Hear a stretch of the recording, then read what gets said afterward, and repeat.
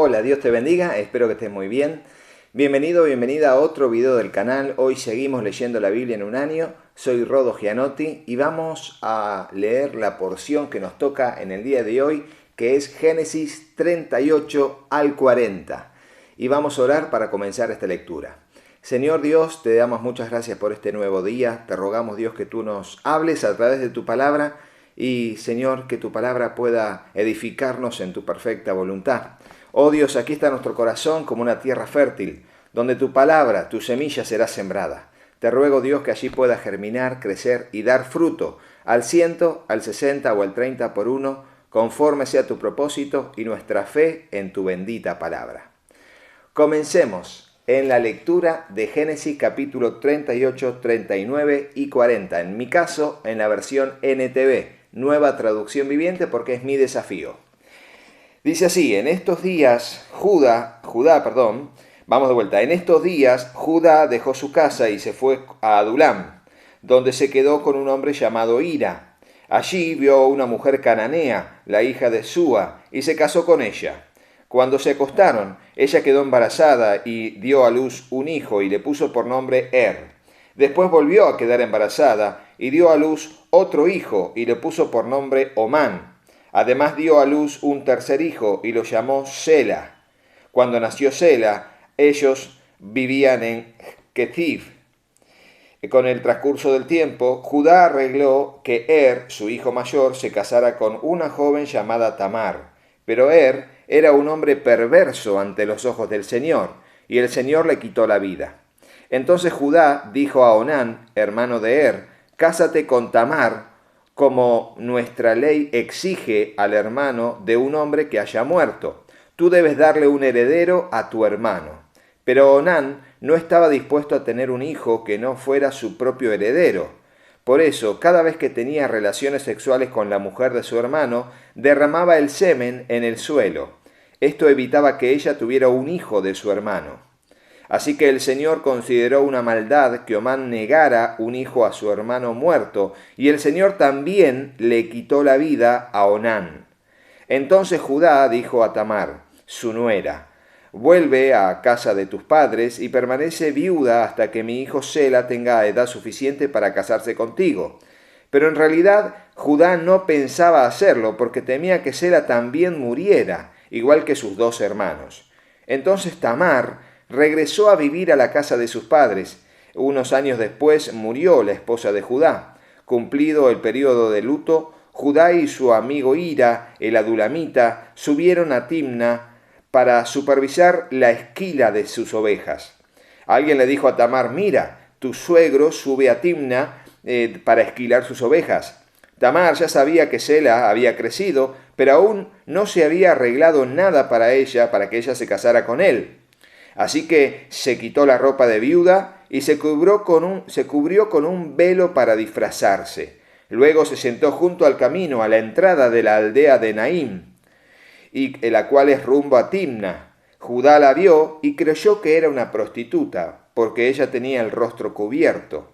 Entonces se detuvo y le hizo una propuesta indecente. Déjame tener sexo contigo, él le dijo, sin darse cuenta de que era su propia nuera. ¿Cuánto me pagarás por tener sexo conmigo?, preguntó Tamar. Te enviaré un cabrito de mi rebaño, prometió Judá. ¿Pero qué me darás como garantía de que me enviarás el cabrito?, preguntó ella. ¿Qué clase de garantía quieres?, respondió él.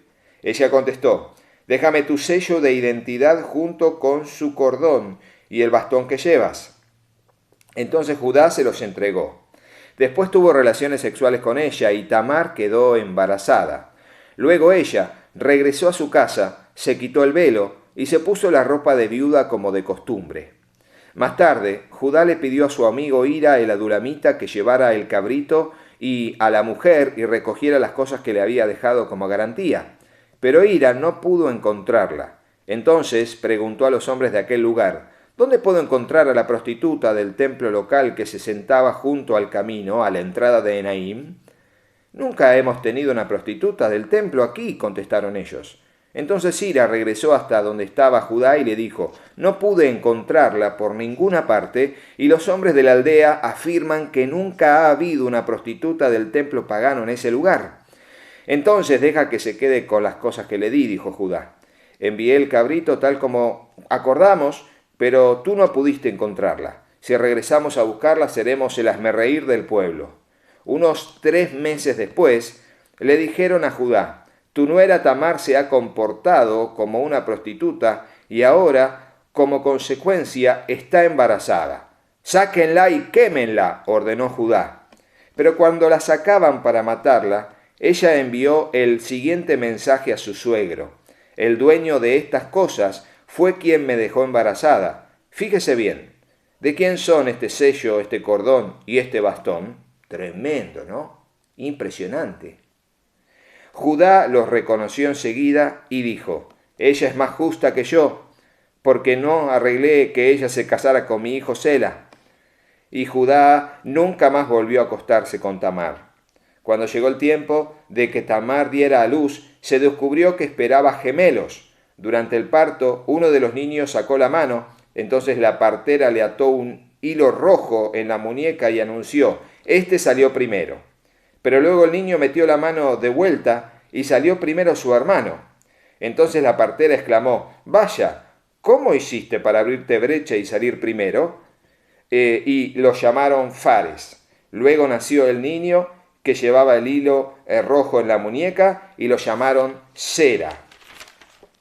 Capítulo 39 ya va a ser volver a la casa de José. Déjenme decirles algo rápido de este evento de Judá y Tamar y su hijo nacido, uno de los gemelos llamado Fares. Se menciona en la genealogía de Jesús. En los evangelios se menciona que Fares fue un descendiente de la misma línea genealógica de Jesús y fue en base a una relación prohibida, que era el suero con su nuera, y a través de ese acto depravado de hacerse pasar por una prostituta, y él de acostarse con una prostituta, cuando podía buscarse una mujer legalmente. Entonces fíjense cómo la gracia de Dios sobreabunda, aún en medio de la genealogía de Cristo, en toda la descendencia humana, donde se menciona también Fares y Tamar en el libro de Ruth, donde allí se le dice que ojalá que su hijo que tuvo con vos sea tan ilustre como lo fue Fares. Y aquí vemos que Fares, en base a la historia, el libro de Ruth y lo demás, fue un hombre muy ilustre y aún también un siervo de Dios. Qué bueno que es eso. Capítulo 39. Cuando los mercaderes ismaelitas llevaron a José a Egipto, lo vendieron a Potifar, un egipcio romano.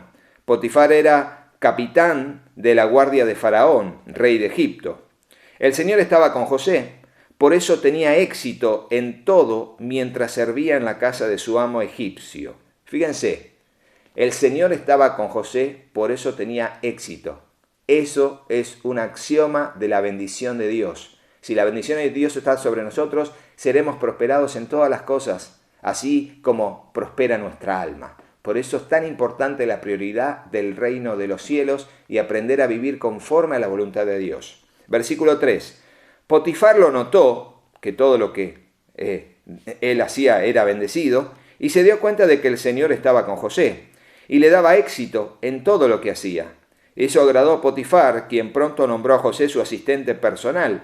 Lo puso a cargo de toda su casa y de todas sus posesiones. Desde el día en que José quedó encargado de la casa y de las propiedades de su amo, el Señor comenzó a bendecir la casa de Potifar por causa de José.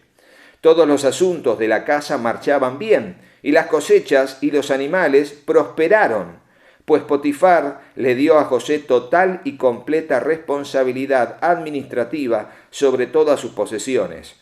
Con José a cargo, Potifar no se preocupaba por nada, excepto qué iba a comer, por el tema de ser envenenado o cualquier otra cuestión semejante al peligro que corría su vida. Y fíjense cómo Dios bendice a José, y si sos fiel en lo poco, sobre mucho te va a poner en una cuestión de tiempo, es un círculo virtuoso. Dice el versículo que estábamos leyendo: José era un joven muy apuesto y bien fornido. Versículo 7. Y la esposa de Potifar pronto comenzó a mirarlo con deseos sexuales. Ven y acuéstate conmigo, le ordenó ella. Pero José se negó. Mire, le contestó, mi amo confía en mí y me puso a cargo de todo lo que hay en su casa. Nadie aquí tiene más autoridad que yo. Él no me ha negado nada, con excepción de usted, porque es su esposa. ¿Cómo podría yo cometer semejante maldad? Sería un gran pecado contra Dios. Fíjense la conciencia que tenía de que algún acto pecaminoso sería dirigido contra Dios, no solamente contra su amo o contra los seres humanos. Eso es tener temor de Dios, y eso es lo que necesitamos cada uno de nosotros para seguir adelante. Versículo 10. Día tras día ella seguía presionando a José, pero él se negaba a acostarse con ella y la evitaba tanto como podía. Cierto día, sin embargo, José entró a hacer su trabajo y no había nadie más allí. Ella llegó, lo agarró de la mano y le ordenó, «Vamos, acuéstate conmigo». José se zafó de un tirón, pero dejó su manto en manos de ella al salir corriendo de la casa. Luego ella vio que tenía el manto en sus manos y que él había huido. Llamó a sus siervos y enseguida todos los hombres llegaron corriendo. «Miren», dijo ella, «mi esposo ha traído aquí este esclavo hebreo para que nos deje en ridículo. Él entró en mi cuarto para violarme, pero yo grité. Cuando me oyó gritar salió corriendo y se escapó, pero dejó su manto en mis manos». Ella se quedó con el manto hasta que su esposo regresó a casa. Luego le contó su versión de lo sucedido. «Ese esclavo hebreo que trajiste a nuestra casa intentó entrar y aprovecharse de mí, pero cuando grité salió corriendo y dejó su manto en mis manos».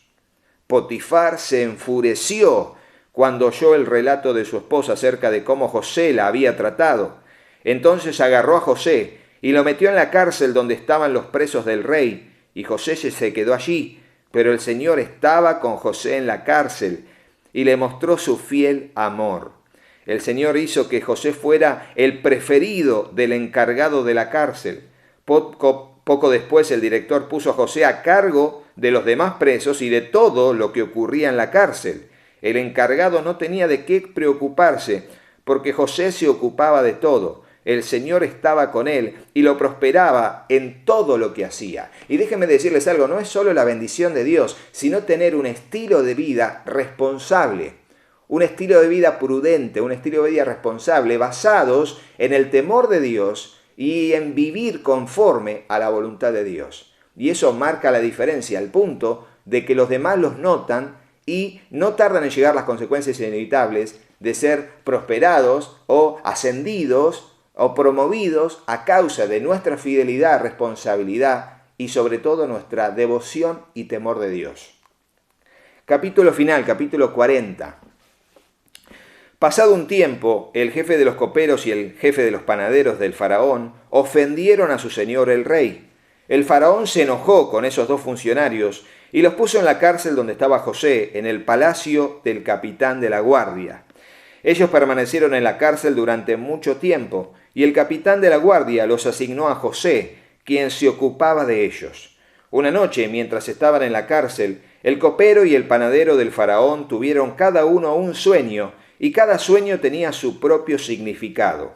Cuando José los vio a la mañana siguiente, notó que los dos parecían preocupados. «¿Por qué se ven tan preocupados?», le preguntó. «Anoche los dos tuvimos un sueño», contestaron ellos, «pero nadie puede decirnos lo que significan». «La interpretación de los sueños es asunto de Dios», respondió José. «Vamos, cuéntenme lo que soñaron». Entonces el jefe de los coperos fue el primero en contarle su sueño a José. «En mi sueño», dijo él, «vi una vid delante de mí. La vid tenía 3 ramas en las cuales comenzaron a brotar y a florecer y, en poco tiempo, produjo racimos de uvas maduras. Yo tenía la copa de Faraón en mi mano, entonces tomé un racimo de uvas y las exprimí el jugo en la copa. Después puse la copa en la mano de Faraón». «El sueño significa lo siguiente», dijo José. «Las 3 ramas representan 3 días. Dentro de 3 días el faraón te levantará y te pondrá nuevamente en tu puesto como jefe de los coperos. Te pido que te acuerdes de mí y me hagas un favor cuando las cosas te vayan bien. Háblale de mí a Faraón para que me saque de este lugar. Pues me trajeron secuestrado desde mi tierra, la tierra de los hebreos, y ahora estoy aquí en la cárcel, aunque no hice nada para merecerlo». Cuando el jefe de los panaderos vio que José había dado una interpretación tan positiva del primer sueño, le dijo a José: «Yo también tuve un sueño. En mi sueño había 3 canastas de pasteles blancos sobre la mesa. En la canasta de arriba había todo tipo de pasteles para el faraón. Pero llegaron las aves y se los comieron de la canasta que estaba sobre mi cabeza». «El sueño significa lo siguiente», le dijo José. «Las 3 canastas también representan 3 días. En 3 días el faraón te levantará y atravesará tu cuerpo con un poste. Luego las aves llegarán y picotearán tu carne». 3 días después era el cumpleaños de Faraón, quien preparó un banquete para todos sus funcionarios y su personal. Así que llamó al jefe de los coperos y al jefe de los panaderos para que se unieran a los demás funcionarios. Entonces restituyó al jefe de los coperos a su cargo anterior para que volviera a entregar al faraón su copa, pero el faraón atravesó al jefe de los panaderos con un poste, tal como José lo había predicho cuando le interpretó el sueño. Sin embargo, el jefe de los coperos del faraón se volvió de José el jefe de los coperos de Faraón se olvidó de José por completo y nunca más volvió a pensar en él. Fíjense cómo aquí vemos cómo Dios está encaminando todo para que José llegara al destino que finalmente Dios le había mostrado a los 17 años a través de esos sueños. Pero eso será parte de la lectura del día de mañana. Si te gustó el video, ponele me gusta. Déjanos un comentario, sobre todo, qué parte te agradó más de estos capítulos que leímos. Y si tenés alguna pregunta, también déjanos para que pronto hagamos un video llamado Respuestas a la pregunta de Génesis, a las preguntas de Génesis. Entonces, más allá de todo, comentale a otros que estamos leyendo la Biblia en un año, suscríbete al canal si no lo hiciste, activá la campanita y sigamos adelante con todo lo que la palabra de Dios tiene para cada uno de nosotros. Chau, chau.